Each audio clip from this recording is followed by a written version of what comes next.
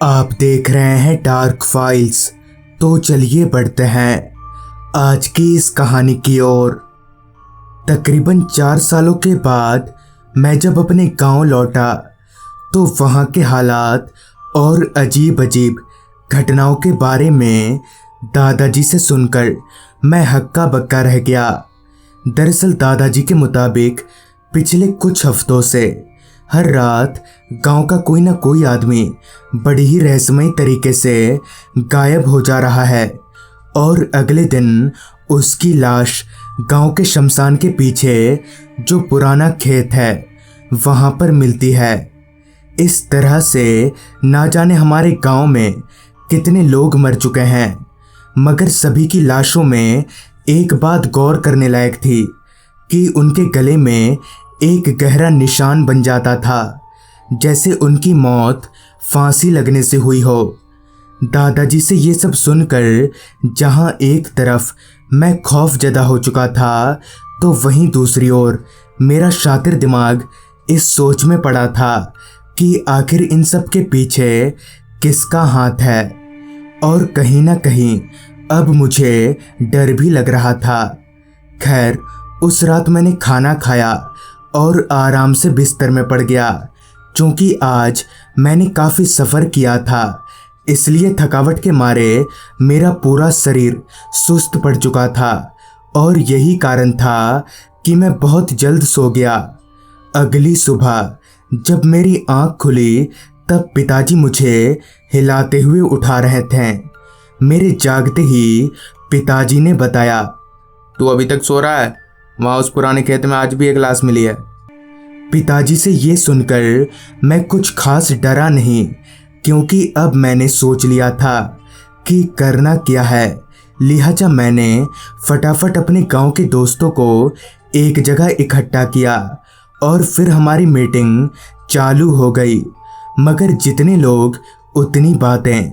कोई कह रहा था कि ये भूत प्रेत का चक्कर है, तो वहीं किसी का कहना था कि ये काम दूसरे गांव के लोगों का है। इन्हीं सारी बातों के दौरान मेरे एक दोस्त रमेश ने कहा, देखो, मैं एक तांत्रिक को जानता हूँ, बगल के गांव में ही रहते हैं, शायद वो कुछ कर सकें।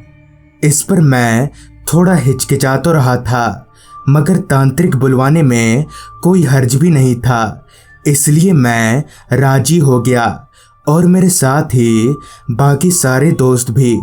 फिर कुछ ही देर में बगल के गांव से उस तांत्रिक को बुलाया गया। फिर उस तांत्रिक को हमने सब कुछ खुलकर बताया और सारी बात सुनकर उस तांत्रिक ने कहा, देखो, मैं ऐसे तो कुछ नहीं बता सकता, मुझे उस जगह ले चलो जहाँ सारी लाशें मिलती हैं, तभी शायद कुछ हो पाए। उस तांत्रिक की बात सुनकर मैंने जब घड़ी की ओर देखा तब शाम के 6:30 बज रहे थे और आसमान पूरी तरह से काला पड़ गया था। खैर, समय की परवाह किए बगैर हम सभी दोस्त उस तांत्रिक को पुराने खेत की ओर ले जाने लगे। क्योंकि रास्ते में एक शमशान घाट भी पड़ता था, इसलिए मेरे सारे दोस्त थोड़ा डर रहे थे। पर क्योंकि मैं इन सब बातों पर जरा भी यकीन नहीं करता था, जिस वजह से मैं बिंदास होकर आगे आगे चले जा रहा था। कुछ देर चलने के बाद जब हम लोग उस पुराने खेत के पास पहुंचे तो वहां दूर दूर तक हमारे अलावा कोई इंसान तो दूर एक परिंदा तलक भी पर नहीं मार रहा था। पता नहीं क्यों वो खेत बाकी जगहों के मुकाबले बड़ा अजीब सा लग रहा था। खैर, मैंने उस तांत्रिक से कहा, जी, यही है वो जगह जहाँ लाश मिलती है। मेरे से ये सुनते ही वो तांत्रिक थोड़ा आगे बढ़ा और खेत की मिट्टी को अपने हाथ में उठाकर सूंघने लगा, जिस पर मैंने धीरे से ताना कसते हुए कहा, इससे क्या होगा? मैंने इतना कहा ही था कि वो तांत्रिक बोल पड़ा, इस खेत में आत्मा का वास है और वही गाँव वालों को मार रहा है। आत्मा की बात सुनकर मैं अपनी हंसी नहीं रोक सका और वहीं पर हंस पड़ा। मुझे पता था ये तांत्रिक ऐसा ही कुछ बोलेगा। तो इस पर उस तांत्रिक ने कहा, कोई बात नहीं, अगर विश्वास नहीं है तो आज रात 2:30 बजे मेरे साथ यहाँ पर आ जाना। अगर हिम्मत है तो मैं तुम लोगों को शमशान के बाहर ही मिल जाऊंगा। फिर हम सभी लोग वापस लौटने लगे और वो तांत्रिक शमशान के बाहर बने चबूतरे पर ही बैठ गया।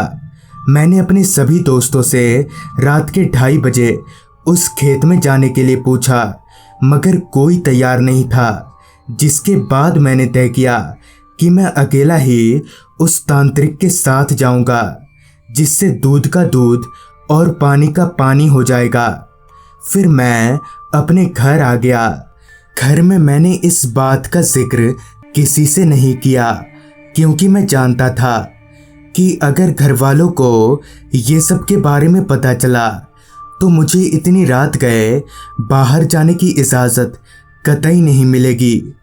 कुछ घंटों बाद खाना पीना करके मैं जल्दी ही सो गया। फिर जब मेरी आँख खुली तो मैंने फ़ोन में 2 बजे का जो अलार्म सेट किया था वो बज रहा था। मैं फटाफट उठा और 2-4 घूंट पानी पीकर दबे पैर घर से बाहर निकल आया। बाहर सब कुछ सन्नाटे में डूब गया था। खैर मैं इन सारी चीज़ों पर उतना ध्यान ना देकर खेत की ओर चलने लगा। कुछ देर चलने के बाद मैं जब उस शमशान के पास पहुंचा तो पाया कि वो तांत्रिक अभी भी उसी चबूतरे पर बैठा हुआ है। मुझे देखते ही उस तांत्रिक ने कहा, मुझे पता था तुम जरूर आओगे, चलो। और फिर मैं और वो तांत्रिक उस पुराने खेत की ओर जाने लगे। कच्ची पगडंडी पर कुछ देर चलने के बाद जब हम दोनों उस खेत के पास पहुंचे तब तांत्रिक ने मुझे धीरे से उंगली का इशारा करके एक पेड़ की ओर देखने को कहा। उसके कहने पर मैंने जब उस पेड़ की ओर देखा तो मेरे होश उड़ गए, मेरी आंखें फूलकर चौड़ी हो गईं। तो दोस्तों, आज की इस वीडियो में बस यहाँ तक ही। आखिर मैंने ऐसा क्या देख लिया और क्या हम अपने गांव को बचा पाएंगे, ये सब जानने के लिए देखें इस कहानी का अगला भाग आज रात 8:45 पर सिर्फ और सिर्फ हमारे दूसरे चैनल अनहोनी पर। लिंक आपको नीचे डिस्क्रिप्शन बॉक्स में मिल जाएगी।